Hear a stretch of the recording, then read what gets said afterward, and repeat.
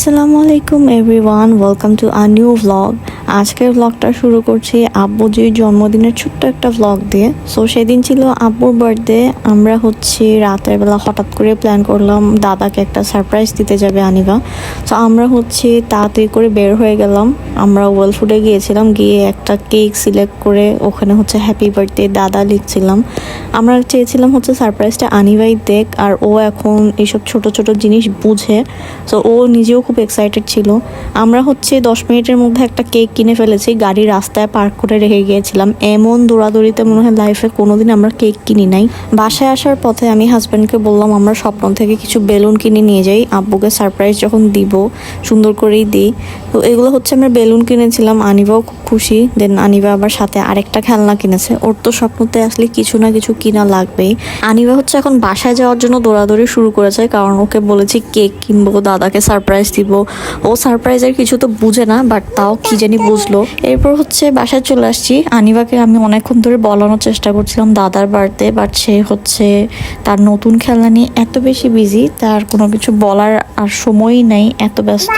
লিফটে আমি আনিবাকে বোঝাচ্ছিলাম মা বাসায় গিয়ে দাদা দাদা করে চিল্লায়ও না, কারণ ও যদি দাদা দাদা করে চিল্লায় সারপ্রাইজের 12টা বাজবে।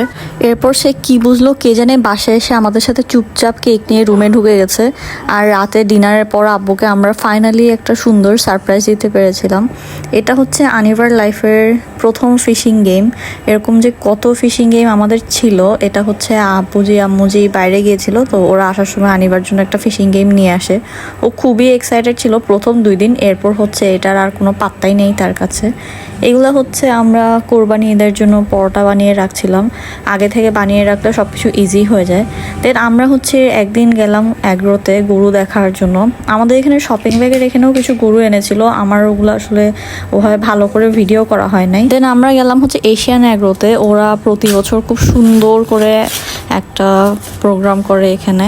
সো এখানে যেটা দেখলাম, শামিয়ানা রেস্টুরেন্টে ওরা একটা ছোট কার্ড দিয়েছে, সবাই এসে ঘুরে টুরে টায়ার্ড হয়ে গেলে ওদের থেকে যেন খায়।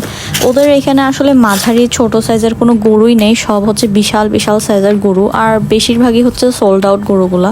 দেন আমরা বের হয়ে গেলাম ওখান থেকে। এটা আরেক দিনের ক্লিপ। রাস্তায় দেখেন কোরবানির পুরো আমেজ চলে আসছে সব দিকে। আমি একটু মার্কেটে গিয়েছিলাম, আমার একটা ড্রেস কেনার দরকার ছিল, সেটার জন্যই মেইনলি যাওয়া।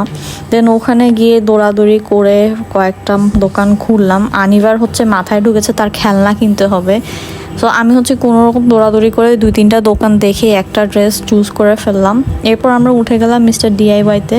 ওখানে গিয়ে তো আনিবার দৌড়াদৌড়ি শুরু, মানে আমি আমার মেয়েকে খুঁজেই পাচ্ছি না, সে দৌড়ায় দৌড়ায় খেলনা সেকশনে চলে গিয়েছে। কিন্তু এবার প্রবলেম সে কি খেলনা কিনবে নিজেই কনফিউজড, কারণ সব টাইপের খেলনা মোটামুটি আনিবার কাছে কিনা আছে। এটা নিবা? আচ্ছা বাস্কেটে দাও। সে যে কি নিবে সে নিজেই বুঝে ওঠে না, একবার হেলিকপ্টার নেয়, একবার এইটা নেয়, একবার ওইটা নেয়। তো এরপর সে আবার ডিসিশন চেঞ্জ করলো, সে হেলিকপ্টারটা চেঞ্জ করে সে এবার একটা রাইটিং প্যাড টাইপের একটা জিনিস নিয়েছে। দেন আমরা বাসায় এসে দেখি গরু নিয়ে আসছে, আব্বুজি বের হয়েছিল সকালে। তো আনিবা তো মহা খুশি, মহা এক্সাইটেড গরু দেখে। এটা মাশাল্লাহ মাশাল্লাহ আমাদের গরুটা এত পছন্দ হয়েছে এটা দেখার সাথে সাথে। আর আনিবা তো অবাক, ওর কোনো রিয়াকশন ছিল না। এরপর যেটা হলো, আমরা কিছুক্ষণ দাঁড়িয়ে দাঁড়িয়ে গরুর দেখলাম। আমাদের আশেপাশের নেইবাররা সবাই আসছে গরু দেখার জন্য। আনিবা সবাইকে দেখে নার্ভাস হয়ে গেছে।